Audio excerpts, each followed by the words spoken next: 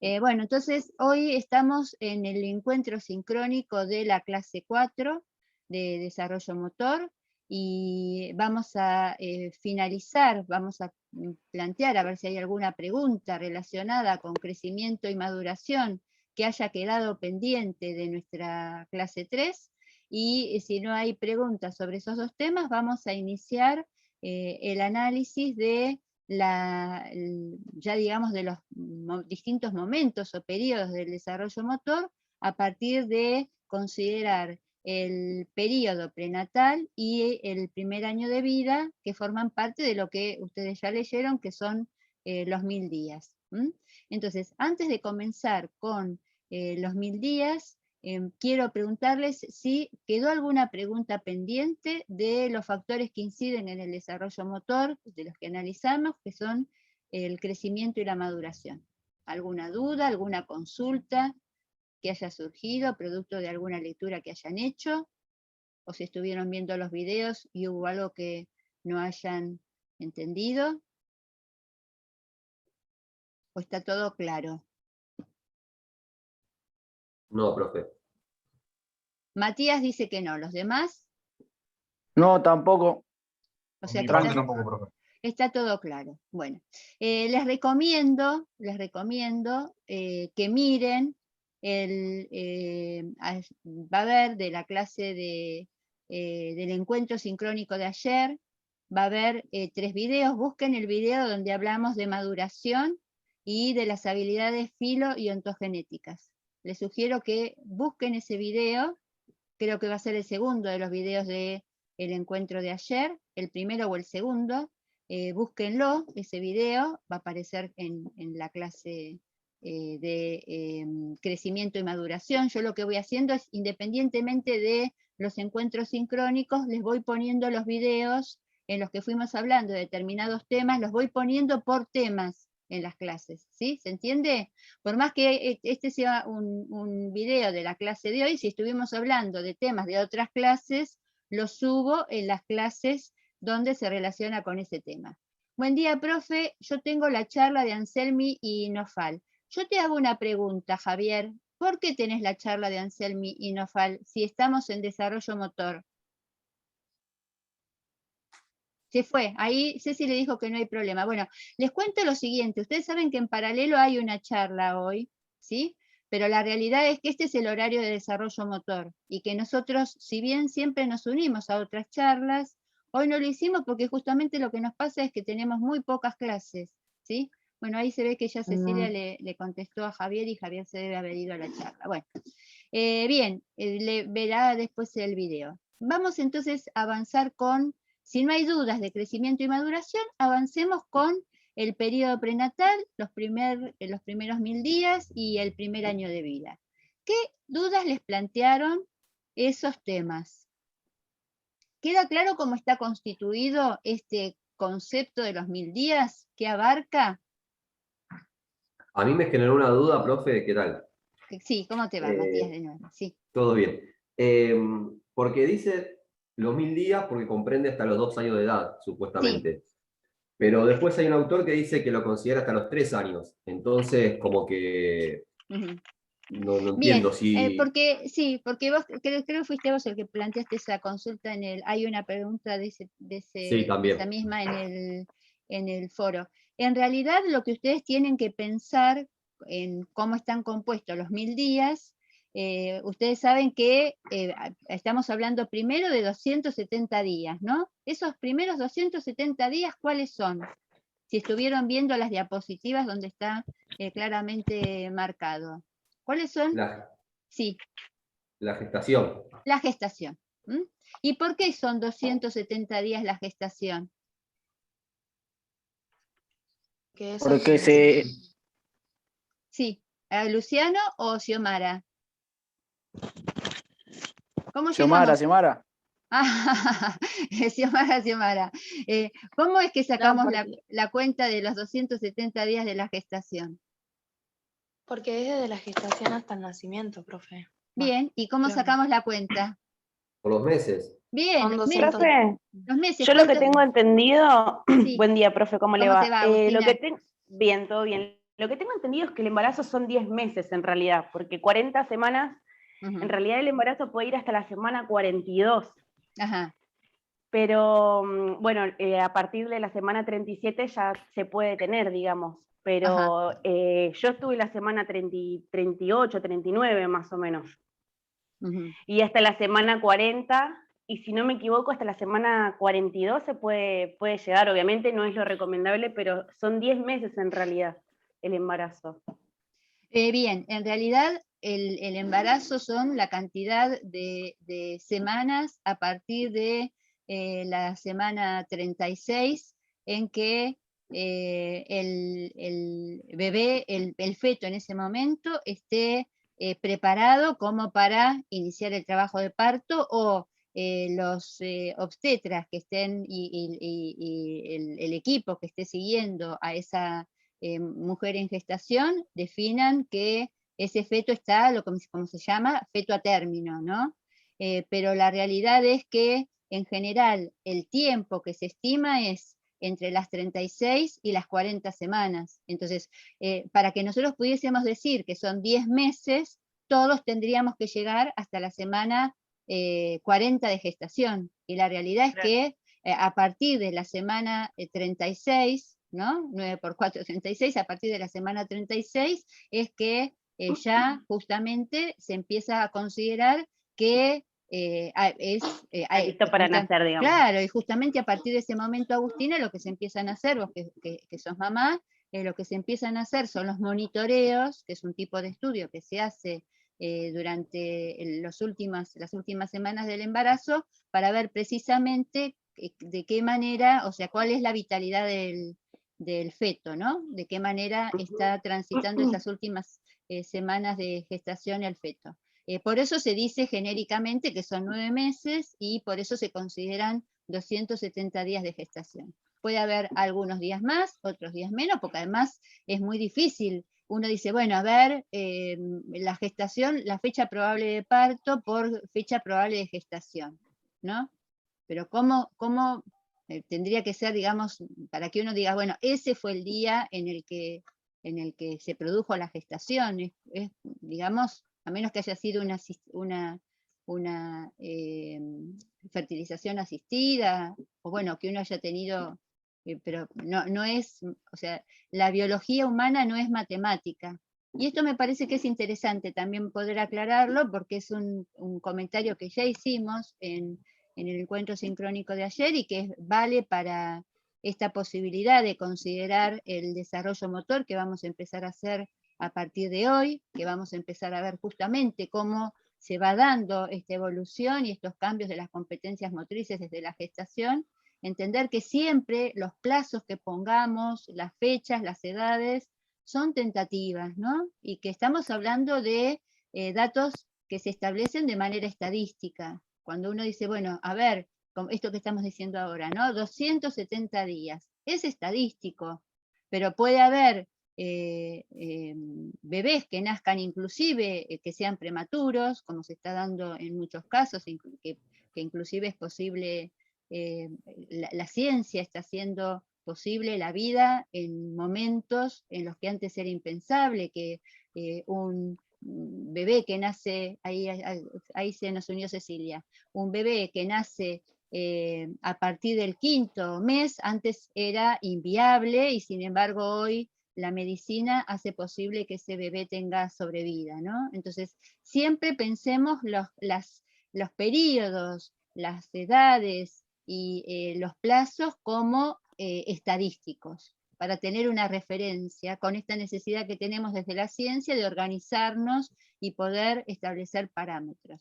Pero puede, como te pasó a vos, Agustina, puede haber un embarazo, puede ser, alguien puede nacer en la semana 40 y otro puede nacer en la semana 36. ¿Mm? Sí, tal cual.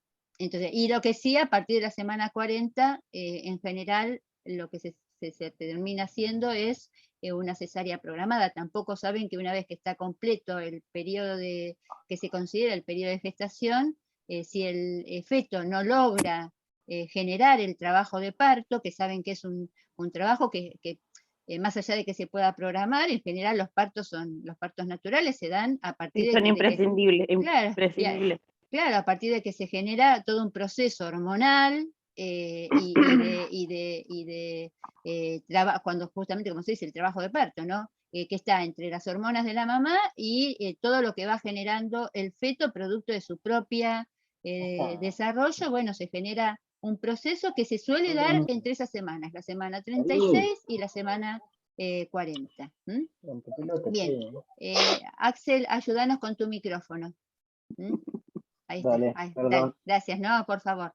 Sabemos que sobre todo los que están, esto se los decimos para que se queden tranquilos, sabemos sobre todo que los que están con el celular, no es tan fácil controlar el audio con el celular como es con la compu, ¿no? A veces el celu nos hace que se nos active más rápido el audio.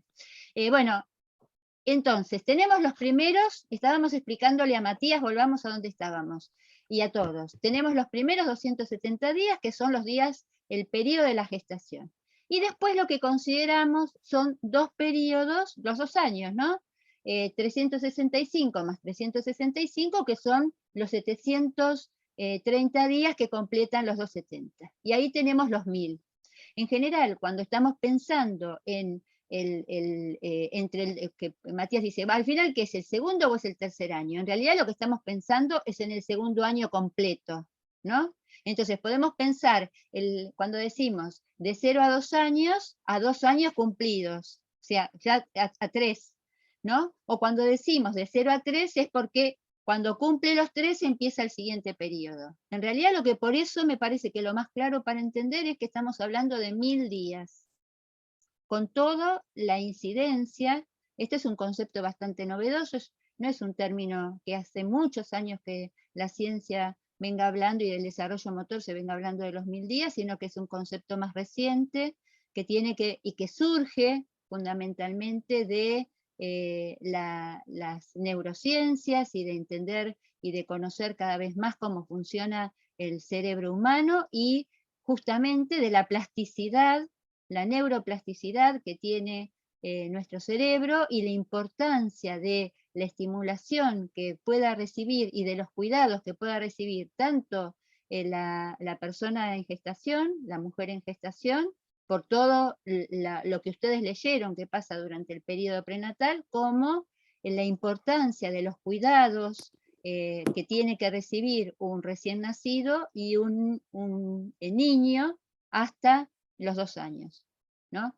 Hasta, digo, en principio por la importancia, no es que haya que cuidarlo solo hasta ese momento. Ustedes saben que la cría humana es una de las más indefensas y vulnerables y que, bueno, si pensamos en términos de autonomía, cada vez parecería que la posibilidad de la autonomía se extiende más, ¿no? Entonces, bueno, en realidad los humanos somos una raza animal distinta de las otras, ¿no? Y que requerimos para lograr la autonomía mucho más tiempo de cuidado. Así que esa es la propuesta, Matías. Uno puede pensar 2 años, considerando los 365 entre que se cumplió el año y, o sea, entre que se cumplen los 2 años hasta que se van a cumplir los 3, o decir de 0 a 3 y se corta cuando empiezan el tercer año. Que de hecho nosotros vamos a ver que esta semana se abrió la clase 5, en la clase 5 seguimos viendo el periodo de ahora ya no considerando el prenatal, sino empezamos a ver fundamentalmente qué pasa desde el nacimiento hasta justamente los 3 años, y a partir de la unidad 3, que se va a abrir la semana próxima, van a ver justamente los cambios que se empiezan a hacer más evidentes a partir de los 3 años hasta los 5 años. Bien, entonces, aclarados qué son los 1000 días. ¿Alguna otra consulta sobre el periodo prenatal? ¿Qué aspectos le llamaron la atención? ¿En algún momento habían leído previamente y hay información que a partir de lo que leyeron ahora les permitió revisar lo que ya sabían? ¿Cómo le fue con Focalicémonos entonces ahora más en particular sobre el periodo prenatal. Profe, yo tengo una pregunta para hacerle. Hay una parte que habla sobre la etapa fetal, que es desde el tercer mes de gestación hasta el nacimiento. Y bueno, hay unos términos que la verdad que estuve buscando por internet como para entender el texto de otra manera, pero no entendí, no encontré o no supe buscar. Quiero saber qué es sinergias tónico-reflejas. Ujú. Eso no sé qué es. Y después hay otro término que no tampoco entendí, que es flexo-extensiones esporádicas. Ujú. Eso la verdad que me llamó la atención y no supe entender qué significa. Bien, vamos a ir tomando cada uno, vos andas haciéndome acordar de lo que registro y lo que se me va pasando, Agustina, así Bueno. vamos explicando cada parte. Bueno, lo Ok. primero que dijiste que es muy importante es que la etapa prenatal tiene, perdón, el periodo prenatal tiene 3 etapas. Vos dijiste cuando empieza la etapa fetal. Entonces lo que hay que tener en cuenta es que antes de la etapa fetal hay otras 2 etapas. ¿Todos tienen Claro, en claro está cuál? la preembrionaria, Sí, que es desde la concepción hasta el primer mes. sí. Después está del primer mes hasta el tercer mes. Ujú. Y bueno, después está desde el tercer mes de gestación hasta el nacimiento. Muy bien. ¿Y cómo se llama la segunda etapa, Agustina?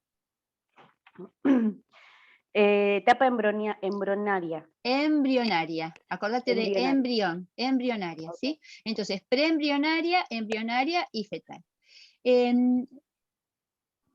Sinergia tónico-muscular, ¿me dijiste?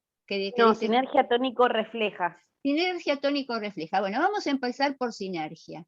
Sinergia quiere decir que 2 procesos se dan al mismo tiempo, ¿sí? Sinergia, ergia viene de energía, bueno, sinergia es como 2 procesos se complementan y se van dando de forma conjunta. Entonces, sinergia tónica.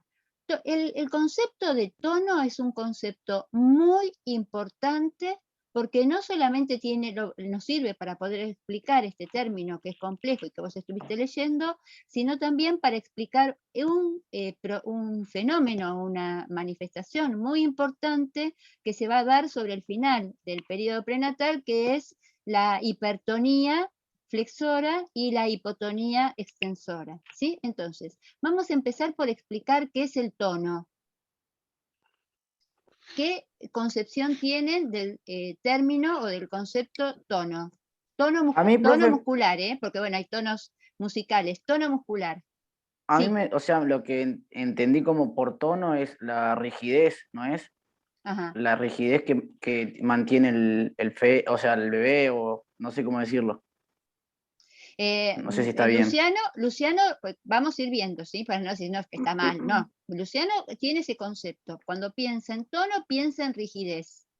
¿De qué otra forma podemos pensar en el tono? Porque, por ejemplo, ustedes en Como este la momento, cantidad, ¿cómo, la Matías? cantidad. Tono como cantidad. Vamos en este momento para que se entienda lo que es el tono, ¿sí? Vamos a, ¿están sentados? ¿Todos están sentados? Sí, profe. ¿Sí? Bueno, tóquense la espalda. La espalda, lleven las manos hacia atrás y tóquense la espalda. ¿Sí? Tóquense un rato la espalda, masajéense. Bien. Ahora, tóquense la panza. Tóquense un rato la panza. ¿En cuál de los músculos sienten más tensión? ¿En los músculos de la espalda o en los músculos de la panza? ¿El de la espalda? De la espalda. La espalda. Bien. ¿Por qué los músculos de la espalda estarán más tensos que los de la panza?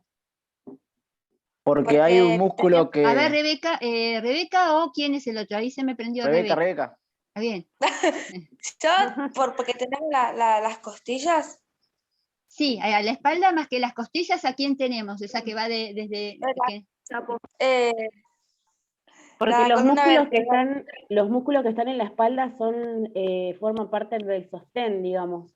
forman parte del sostén, son músculos posturales, son las dos columnas musculares que son los paravertebrales. Entonces, como en el momento en que estamos sentados, para no caernos de cara frente a la computadora o frente al celular o frente a la mesa o donde estemos, es necesario que los músculos que sostienen a la columna vertebral, que además sostiene nuestra cabeza, tengan una tensión. Esa tensión que ustedes sienten, porque están duros, ¿ustedes los sienten rígidos esos músculos? Vuelvan a tocarse los músculos de la espalda. ¿Los sienten rígidos? ¿O los sienten con cierta tensión? Claro, con cierta tensión. Y bien, ¿y una tensión que es la misma que la de la panza o distinta? No, distinta. Distinta. Los abdominales tienen, es más, los abdominales no están súper relajados, porque si los abdominales estuviesen súper relajados, tendríamos que estar juntando nuestras vísceras, ¿sí? O tendríamos que estar empujándonos nuestras vísceras para que no se nos saliesen del cuerpo. Los músculos abdominales tienen una tensión, porque precisamente la pared abdominal lo que hace es sostener los órganos de los distintos sistemas y aparatos en su lugar. Pero en el momento en que estamos sentados, tienen distinta tensión. Los del abdomen tienen menos tensión, los de la espalda tienen mayor tensión. Lo que no es lo mismo hablar de tensión que hablar de rigidez. Quizás si nos empezamos a tocar el cuello, o de acuerdo como hayamos estado sentados, o nos tocamos los hombros y decimos, qué duro que tengo acá el hombro, o qué duro que tengo el cuello. Ahí quizás sí, producto de muchas horas, por eso nosotros hacemos la pausa activa, producto de muchas horas empezamos a sentir cierta rigidez o un aumento excesivo de tensión.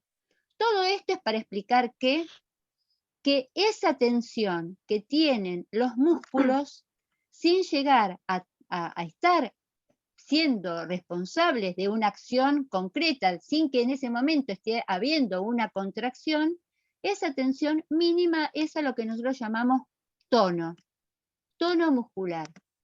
¿Qué es el tono muscular? El tono muscular es el grado de contracción mínima que puede tener un músculo. Todos los músculos de nuestro cuerpo en todo momento tienen un tono muscular, es decir, tienen un grado de contracción mínima. De tensión, más que de contracción, un grado de tensión mínima. Aún cuando estamos durmiendo, nuestros músculos tienen una cierta tensión. Profe, ¿y cómo se llama cuando un músculo interviene y el otro como que se relaja? ¿Cómo se llamaba esa Bien, parte? justamente, por ejemplo, en este caso, los músculos de la espalda tienen tensión y tienen tono. Pero si vos, en lugar de estar sentado, hicieses una flexión del tronco al frente, suponete que te querés atar los cordones, ¿no? A alguien se le desatan los cordones o a alguien se le salió un zapato. Entonces en este momento se agacha, lo perdemos de la imagen, se agacha, se va a atar los cordones, pero después quiere volver a mirarnos. En ese momento en que quiere volver a mirarnos, el tono de la espalda no es el mismo que el que tenías postural. Ahí hay una contracción de los paravertebrales para que vos puedas volver a ponerte frente a la pantalla. En ese caso, lo que hay es un aumento cuando hay una contracción muscular. Por ejemplo, no es lo mismo que yo tenga mi brazo acá hacia abajo, que me lo toco y tiene tono, que yo lo quiera levantar para rascarme la cabeza. En el momento en que yo me levanto el brazo para rascarme la cabeza y me toco el bíceps aumentó su tono. Entonces, cuando hay una contracción muscular, lo que hace el músculo para acercar sus puntos de inserción, se contrae y lo que hace es elevar el tono muscular. O sea que tono es la acción que tiene permanentemente un músculo producto de lo que van a ver. Por eso para mí es tan importante que ustedes puedan ir viendo en anatomía este tema, no solamente los huesos y la cantidad de huesos que tiene un cuerpo, sino justamente cómo funcionan los músculos para poder ir entendiendo estas cuestiones. Eso se da en base a una acción refleja que tiene el músculo permanentemente, que es la que permite que tengamos esta tensión que es el tono. Entonces, el tono es eso. Todos los músculos del cuerpo tienen un tono. Y el tono, esa tensión mínima puede ser baja, como tenemos en este momento en los abdominales, o puede tener un tono más alto, puede tener una tensión un poco más elevada, como tenemos los paravertebrales. Y si vamos a ejecutar un movimiento, queremos mover nuestra espalda o queremos mover nuestro abdomen o nuestros brazos, lo que hace es elevarse la tensión, elevarse el tono muscular para poder provocar esa contracción. Entonces, hablamos de sinergia, hablamos sinergia tónica. Flexora, dijiste que era, Agustina. Reflejas. Refleja. Sinergia tónico-refleja. ¿Qué es lo que pasa en ese momento? ¿Qué es lo que quiere decir el texto? Que en realidad, dentro del vientre de la persona gestante, fíjense que no hablo de madre, ¿sí? Aunque lo decimos habitualmente, dentro del vientre de la persona que lo está gestando, la forma de motricidad que tiene un feto es, en general, todos los músculos elevan el tono juntos, por eso tónico, sinergia, todos, ¿sí? Todos juntos, aumentan la tensión y lo que empieza a ver es lo que después se termina viendo cuando nace el feto, que es que está en posición fetal o en posición de flexión completa. Es decir, que progresivamente, a medida que se va desarrollando, el feto se empieza a flexionar. Esa es la explicación. Sinergia tónica, flexora. Todo progresivamente el feto se empieza a flexionar. Y fíjense que la idea de reflejo es porque ¿cuál es el tipo de motricidad característica del feto? ¿Con qué nace o sea, qué tipo de motricidad tiene un feto y con qué nace el recién nacido? Porque lo que tiene cuando sale es lo mismo que va a tener durante los 3 primeros meses de vida. Reflejos. Reflejos, Solange. Lo que tiene el feto, lo más importante, la manifestación más importante de la motricidad que tiene el feto mientras que se lo está gestando son los reflejos. ¿Y por qué digo que son la manifestación más importante? ¿Qué le dicen los reflejos a el obstetra? Al médico. Y que responde a los estímulos, digamos. Excelente, Agustina. Y si responde a los estímulos, quiere decir que qué sistema del feto es el responsable de los reflejos. ¿La mielinización no era? Todavía no estamos hablando de la mielinización, pero sí estamos hablando del sistema nervioso. El sistema nervioso, tal cual. Y ahora vamos a la subcorteza. El sistema nervioso. Entonces, para pasar en limpio. ¿Cuál es la manifestación de la motricidad más importante del feto mientras que está en gestación? Los reflejos.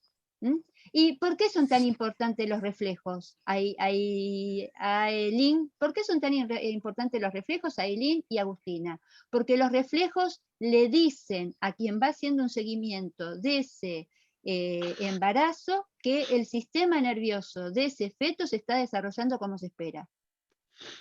Igual, profe, que al mismo, un ejemplo que le puedo poner, por ejemplo, es cuando uno le pone música, que a partir de la semana 23 ya empieza a escuchar, o creo que la semana 20 ya empieza a escuchar, y se mueve, o por ejemplo, yo hacía, porque obviamente es todo muy nuevo, me embarazo, aparte me llamó mucha atención, yo me golpeaba la panza, tipo como así, como con el dedo, así como golpeando, como si uno golpearía una puerta así, pero con un dedo, y de repente se sentía un tuc, se sentía así como una respuesta. Y al igual que la respuesta ante las voces, por ejemplo, la voz del papá, o cuando yo hablaba así, se sentía el movimiento también. Bueno, y bueno, es lo mismo que está diciendo usted, digamos. Fíjate, Agustina, que en realidad eso se puede dar recién a partir del segundo o tercer mes de gestación, que es cuando empieza la conexión neuromuscular, porque saben que, bueno, durante los 2 primeros meses de gestación, donde todavía el ser humano está en formación, que bueno, que pasa por todos esos estadios que ustedes fueron viendo y que se ven de forma tan gráfica en los videos, todavía no tiene forma humana, en realidad la forma humana la tiene a partir de finales del segundo y tercer mes de gestación, y la constitución, o sea, el momento en el cual se hace una ecografía para ver cómo es lo que se llama la ecografía estructural o la ecografía morfológica, ¿no? Para ver si el feto tiene todas las partes de su cuerpo. Digo, si tiene todas las partes de su cuerpo, porque saben que producto de una mala formación alguien puede tener un problema en una mano, o en una pierna, o en un pie. Entonces, esa ecografía lo que hace es ver cómo está toda la estructura y también cómo están todos los, desde la perspectiva morfológica interna. Y los huesos y las dimensiones, digamos. Sí, y no solamente los huesos y las dimensiones, sino también los órganos. A partir de la semana 20, o sea, entre el cuarto y el quinto mes, se hace una ecografía para ver cómo está la constitución del feto. Y bueno, y a partir de eso poder ir haciendo un seguimiento. Pero volviendo a lo que estábamos diciendo de los reflejos. Fíjense que los reflejos lo que le permiten a quien hace ese seguimiento es ir viendo de qué manera se va constituyendo el sistema nervioso. Y algo que es importante de tener en cuenta, que recién Matías traía, ¿qué pasa con la mielinización? En realidad, el recién nacido nace sin proceso, o sea, nace con los axones limpios, nace sin mielina. Las únicas estructuras que tienen algunos núcleos de osificación, de mielinización, están en la subcorteza. Como dijo Matías, hay muy pocos núcleos, hay 2 núcleos en particular que están mielinizados y que son los que en alguna medida son responsables de o contribuyen con las respuestas reflejas. Y que el proceso de mielinización lo vamos a tener que analizar durante todo el primer año de vida. Entonces, un aspecto muy importante es qué pasa con los reflejos. ¿Y en qué 2 momentos de la gestación se dan reflejos importantes? ¿Qué leyeron sobre los reflejos en la gestación? No escuché la pregunta, profe, perdón. Sí, voy de nuevo. Durante la gestación hay 2 tipos de reflejos que se dan en 2 momentos en particular de la gestación. ¿Cuáles son esos los 2 tipos de reflejos y en qué momentos de la gestación se empiezan a evidenciar que se tienen esas respuestas? Ahí aparecieron, dice José, posturales y vitales. Está muy bien la respuesta, José. La cuestión es el orden. ¿Cuáles son los que aparecen primero y cuáles son los que aparecen después? Los vitales. Es que los vitales son los que aparecen cuando, Xiomara. De 5 al 6º mes. A partir del 5º y 6º mes. Bien, sí, bien. O sea, antes, inclusive un poco antes. Los vitales aparecen en el 4º mes. Los que aparecen entre el 5º y 6º mes son los posturales. ¿Qué son los reflejos vitales y qué son los reflejos posturales?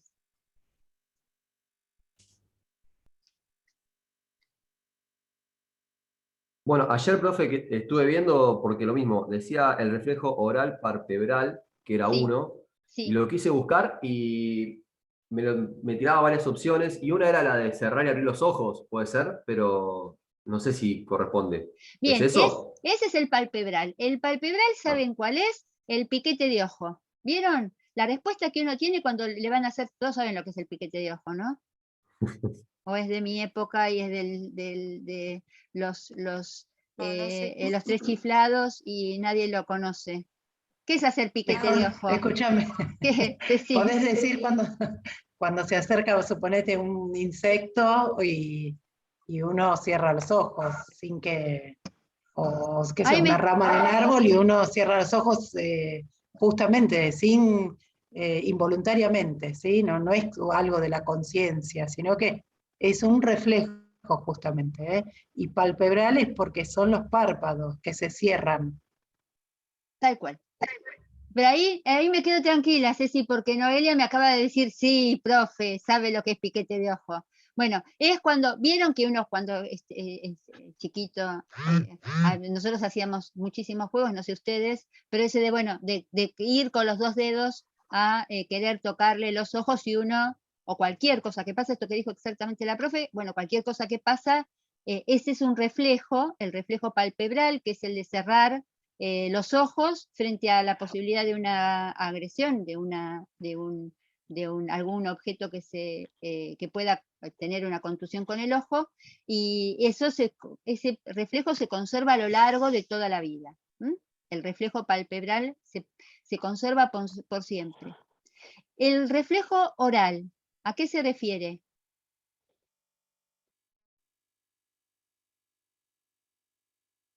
A la posibilidad de succión, profe. Tal cual. El reflejo oral es fundamental porque es el que va a permitir que alguien se alimente, y en realidad esta posibilidad de succionar y de tragar, no solamente de succionar, sino de tragar, también es un reflejo que uno lo puede hacer de manera voluntaria, y después en realidad es el que va permitiendo la posibilidad de la alimentación, pero que en ese momento es fundamental que el feto lo desarrolle y lo tenga, porque ni bien, ustedes saben que en general si el bebé nace sin ningún inconveniente, es más, inclusive a veces antes de cortarle el cordón umbilical ya lo ponen a el pecho de la mamá para que empiece a no solamente a succionar, sino a generar ese vínculo con tan importante, tan primario, tan primero, primario y primitivo, que es bueno, que el bebé empiece a ejercitar el reflejo de succión. Entonces, oral y palpebral son dos reflejos vitales, uno que va a preservar los ojos y el otro que va a permitir la alimentación. ¿Cuáles son los posturales? Cervicales, laberínticos y plantares. Bien. ¿Cuáles son los? Vamos a empezar por el primero, el que nombraste primero. ¿Qué son los reflejos cervicales?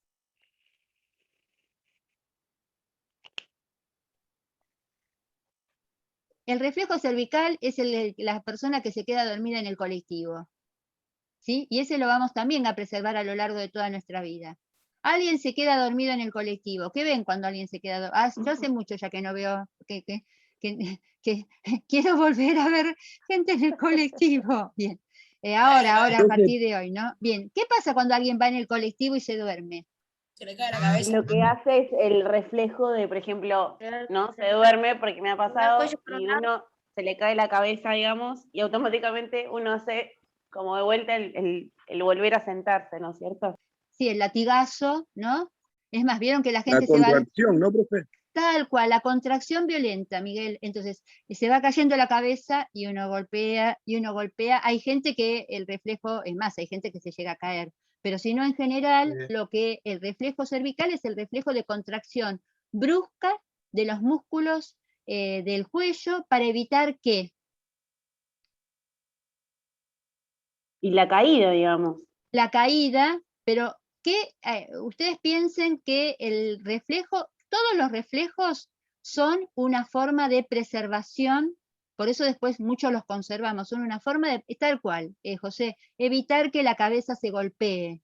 ¿Y de supervivencia dice en el texto, profe? Tal cual, y de supervivencia. ¿Y por qué tenemos que evitar que la cabeza se golpee? Para no romperme la cabeza. Para no romperme la cabeza, Luciano, pero fundamentalmente lo que dice José, para preservar la integridad del cerebro. Para preservar la integridad del cerebro. En la cabeza tenemos quizás el órgano más importante del cuerpo para nuestra vida consciente, que es el cerebro, y bueno, y justamente los músculos cervicales lo que hacen es tratar de que la cabeza mantenga su posición en el espacio, ¿sí? Es decir, que no golpee.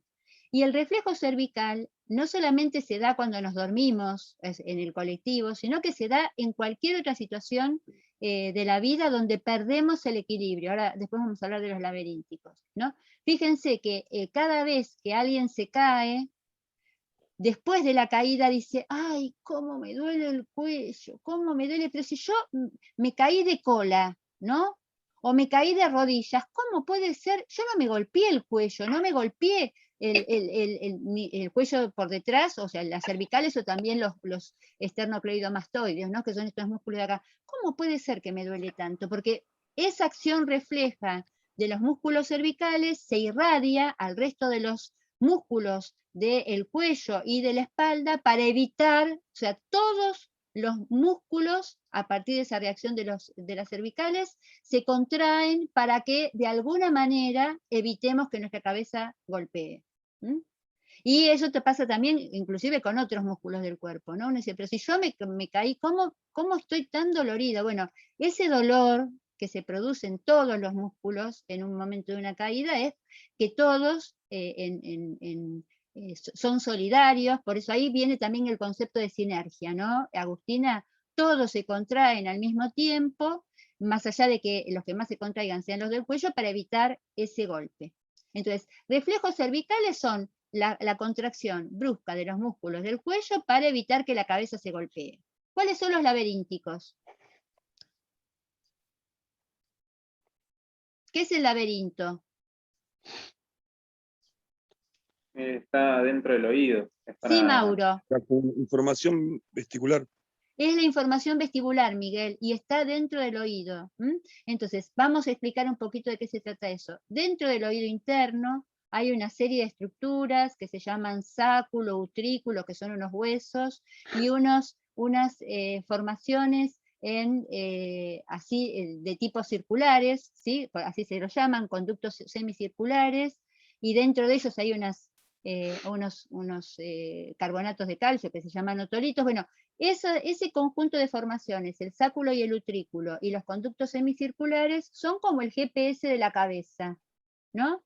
Esa información que está dentro del vestíbulo, como dijo Miguel, y dentro del oído, como dijo Mauro, son los que le dan información, actúan como una serie de planos, porque justamente los conductos semicirculares tienen una posición y el sáculo y el utrículo otra, y lo que hacen es que cada vez que la cabeza cambia de posición en el espacio, ese reflejo laberíntico le dice al cerebro, recalculando, te vas a caer, recalculando, o sea, mientras que los músculos, los reflejos cervicales actúan cuando uno ya perdió el equilibrio para contraerse y evitar el golpe, los reflejos laberínticos lo que hacen es dar información para que uno se reubique en el espacio, reubique la cabeza y reubique el resto del cuerpo en el espacio y evite la pérdida de equilibrio. Por eso los reflejos laberínticos son reflejos posturales y de equilibrio. ¿Se entiende esta idea de cómo la cabeza es como, o sea, eso que está dentro de la cabeza actúa como digamos, da información de orientación y de ubicación espacial del propio cuerpo? ¿Y qué es? Sí. Yo tengo una duda respecto a eso, sí. al sistema vestibular, sobre su origen más que nada. Yo estuve pensando y preparando la pausa activa, sí. que es sobre un ejercicio de equilibrio, sí. Y también vi que también infiere en el sistema propioceptivo.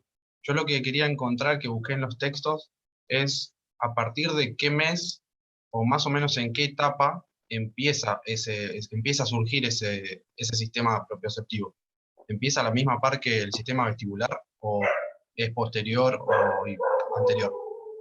La verdad que es una pregunta interesantísima, y yo lo que te puedo decir es esto que estamos diciendo si pensamos en cuanto a origen, Kevin, que nunca me lo había planteado como la pregunta que te la estás planteando vos, quizás esto que estamos diciendo es el origen de lo que se llama la sensibilidad propioceptiva, porque la propiocepción es una vía de la sensibilidad. Cuando ustedes leyeron procesamiento de la información, ustedes analizaron que la información al cerebro llega por 3 vías. Una vía que es la exteroceptiva, que es la que captamos a través de los sentidos externos, la vista, el oído, el olfato, los 5 sentidos externos, ¿sí? Vista, oído, olfato, gusto y tacto. La información interoceptiva, que es la que nos viene de las vísceras. Tengo hambre, me duele una muela. Bien, esa es información interoceptiva. Me proviene de la información que dan los órganos y su funcionamiento fisiológico. Y la información propioceptiva. Creo que esto habíamos hablado, no sé, estuvimos hablando recientemente en algunos de los encuentros sincrónicos. La información propioceptiva es la que proviene de justamente los huesos, las articulaciones, los músculos y el sistema vestibular o laberíntico. Entonces, esa información que se va desarrollando, porque en realidad es como todo el procesamiento de la información, es un proceso cognitivo, la percepción, la decodificación de esa información, es un proceso cognitivo y que se va a ir mejorando a medida que se vaya evolucionando y se vaya mielinizando nuestro cerebro, y además aprendamos a decodificar la información que vamos recibiendo. Fíjense que justamente una de las grandes, vayamos decodificando la información que vamos recibiendo y además vayamos desarrollando la capacidad como seres humanos de informar lo que nos pasa. Entonces, si pensamos en qué momento se comienza a desarrollar la vía de la sensibilidad propioceptiva y se comienza a desarrollar la propiocepción, esto que estamos diciendo, justamente, los reflejos posturales serían un inicio del desarrollo de la propiocepción. Porque para que uno pueda, o sea, parte de lo que uno tiene que captar como información de uno mismo, es precisamente esto, ¿no? Es decir, cómo se ubica en el espacio, que tiene que ver con la postura, cómo mantiene el equilibrio, que tiene que ver con parte de la información propioceptiva, y cómo hace coincidir, que quizás es lo más difícil de la propiocepción, lo que yo siento de la representación o imagen mental que tengo de mí. A veces no siempre lo que estoy haciendo coincide con la representación que yo tengo, ¿no? Entonces, si volvemos a la propiocepción, que es el ejercicio que vos planteaste, y para terminar con lo de los reflejos, para tratar de ir sintetizando y no abrir más, lo que tenemos que decir es que, para responderle a Kevin y para terminar con el tema de los reflejos, a los 4 meses está comprobado por los estudios que se han hecho que el feto empieza a manifestar reflejos vitales. Y entre los 5 y los 6 meses el feto empieza a manifestar reflejos posturales. Los reflejos posturales están los cervicales, están los laberínticos, que tiene que ver con esto de cómo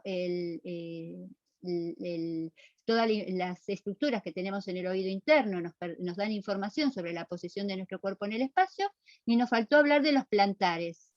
¿Cuáles son los reflejos plantares? Los que están en la planta del pie. Sí, Miguel, los que están en la planta del pie. Es más, si párense todos, párense. Tendríamos que estar descalzos para darnos cuenta de los reflejos plantares, ¿sí? ¿Están todos Justamente parados? por eso, profe, sí. A veces viene bien entrenar descalzo para entrenar los músculos plantares. Sí, señor, para entrenar los músculos plantares y también para entrenar o para poder captar parte de la propiocepción de la que hablaba Kevin. Bien, ahora si vamos a intentarlo, cierren los ojos y por un minuto concéntrense en la planta de los pies. Y traten de registrar si la planta del pie, de los dos pies, está totalmente apoyada. Ahora intenten hacer, sin llegar a caerse, una inclinación del tronco hacia adelante y traten de registrar qué pasa con la planta de sus pies.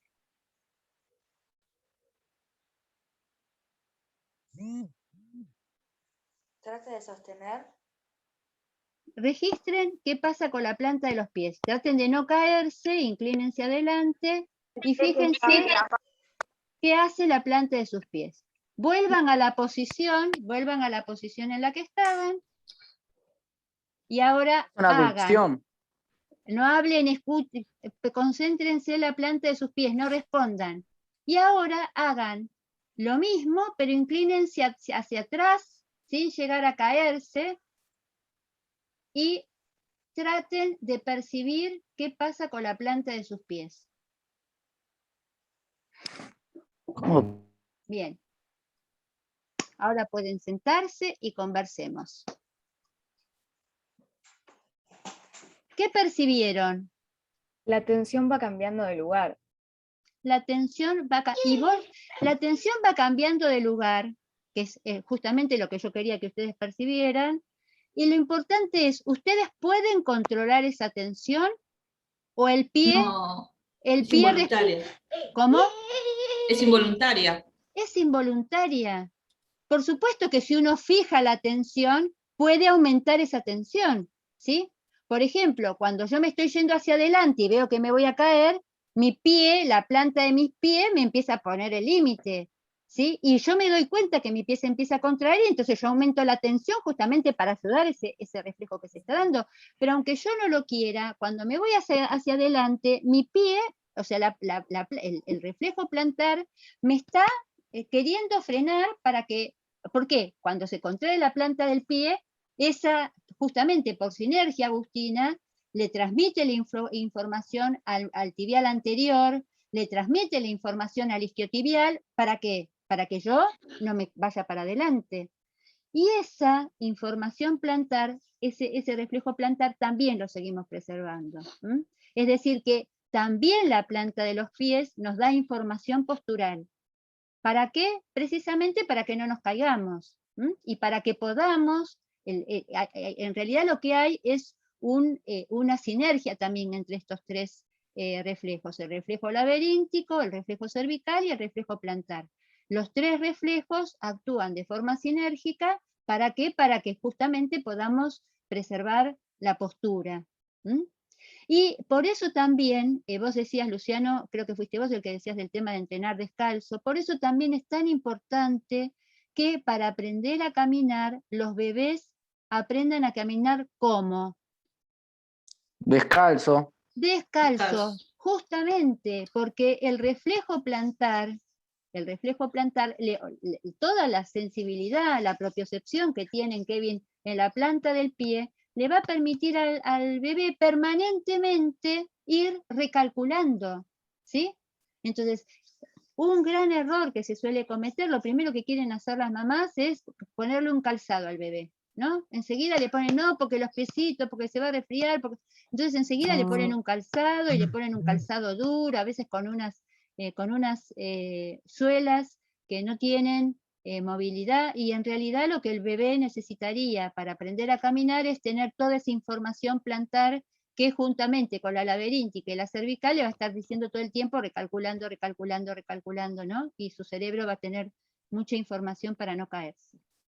Bien, estamos entonces con los reflejos vitales y posturales, ¿sí? Sí, pero estos reflejos igual los adquiere, o sea, se los da la gestación para cuando sale a la vida, cuando nace, porque en sí en el útero no le sirven de nada, sacando quizás el cervical, pero el plantar...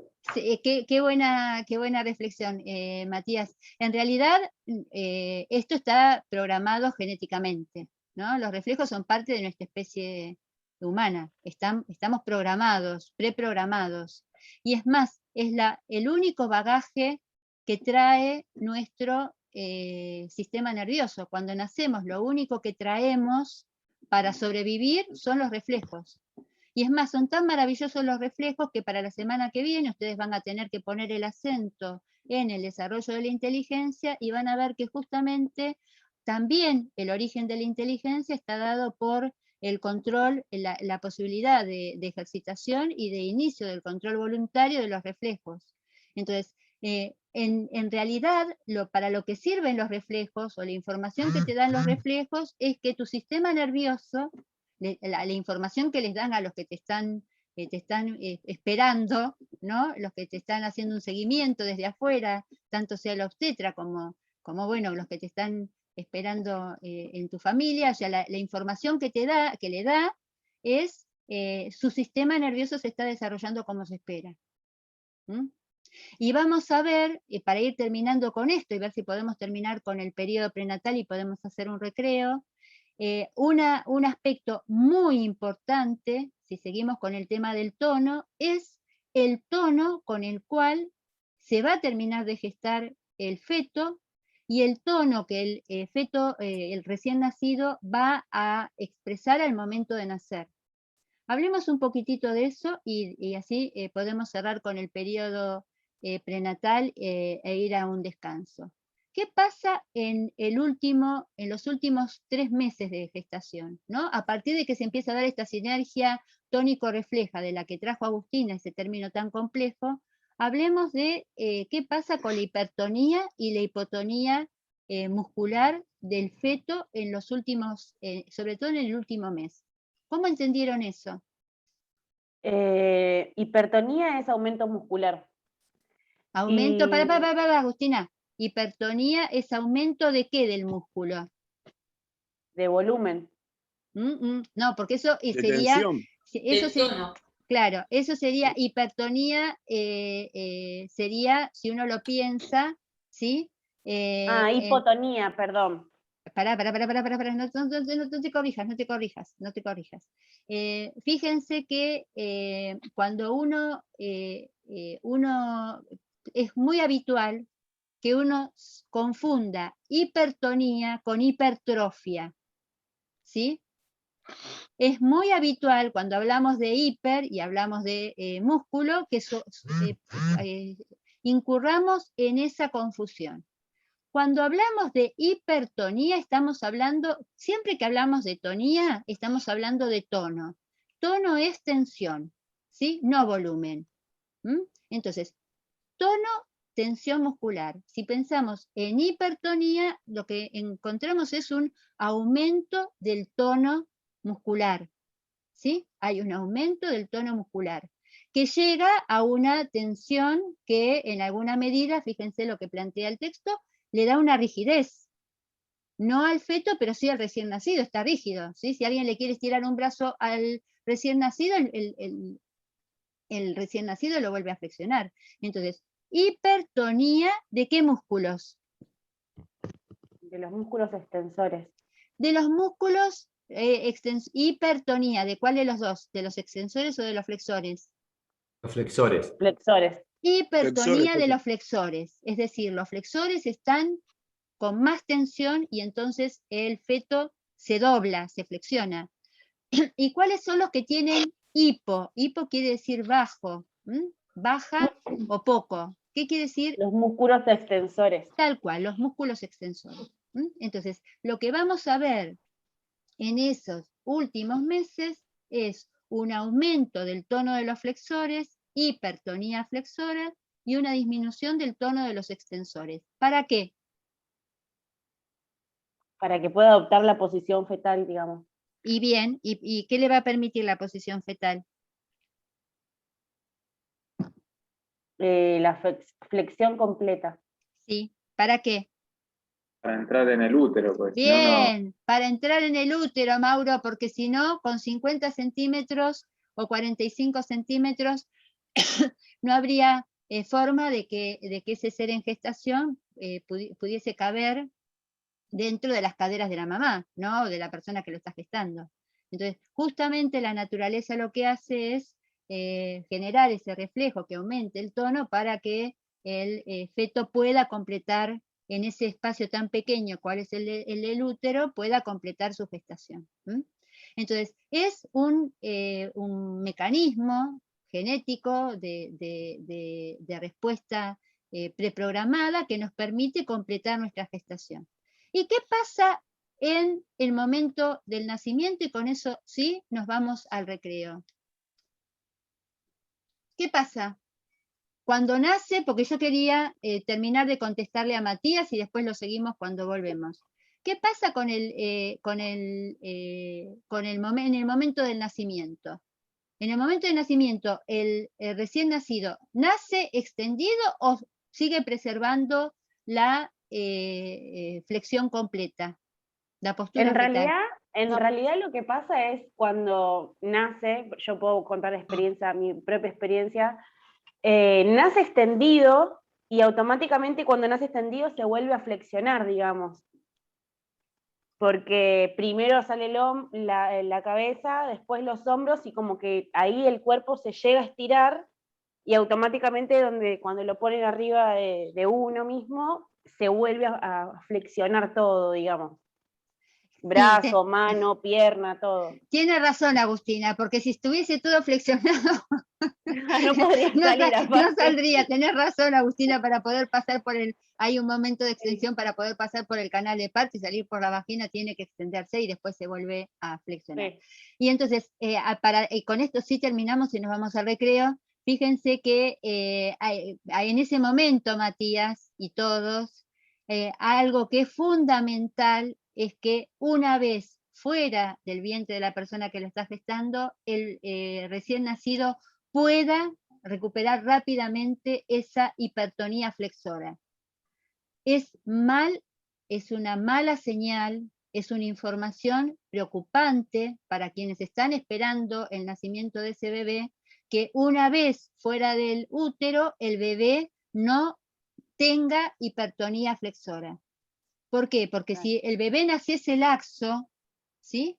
Naciese extendido, lo que estaría dando cuenta es de que hay un sistema nervioso que tiene o sea, hay alguna complicación neurológica.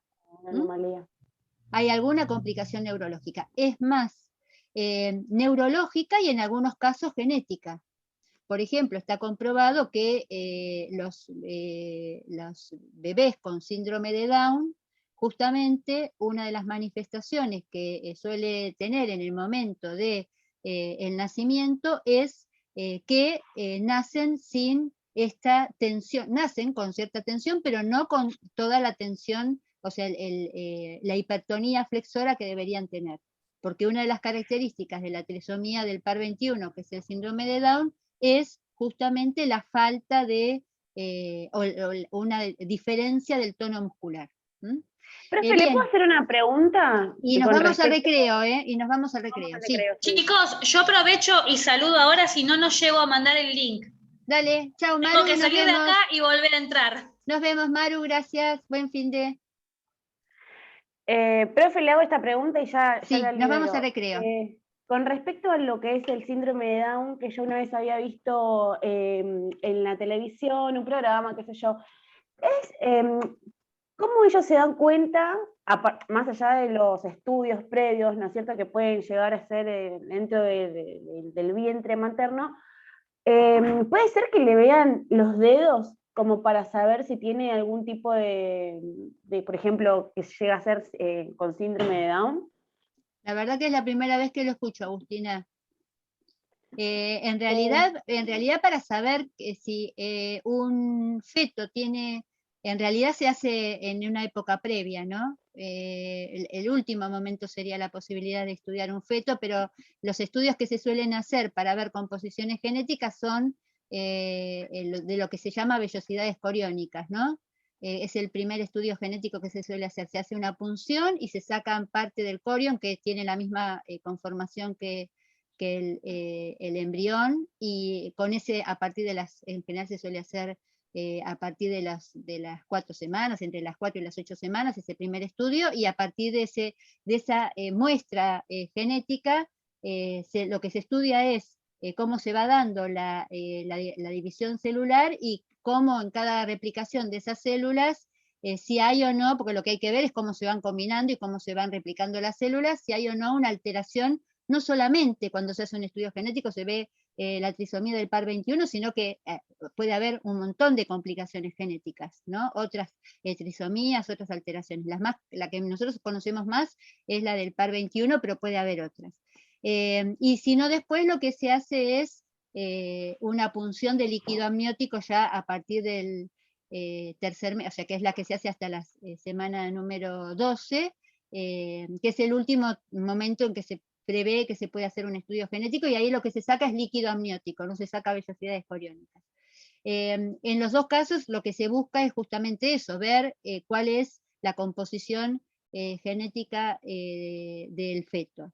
Eso es lo que yo conozco como estudio, y después lo otro con lo que se suele complementar es con las ecografías para ir viendo cómo es la constitución, pero eso ya no es genético, sino eso ya es cómo se fue desarrollando el programa genético a partir de las 20 semanas, ya el feto está conformado.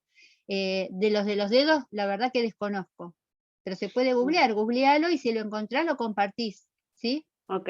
Perfecto. Lo que sí está, lo que planteo es esto que, bueno, que lo vamos a ver ahora cuando volvamos después del recreo, cuando se analiza el test de Apgar, que es el del recién nacido, uno de los principales parámetros para saber cuál es la salud de ese recién nacido son los reflejos. ¿Vamos al recreo?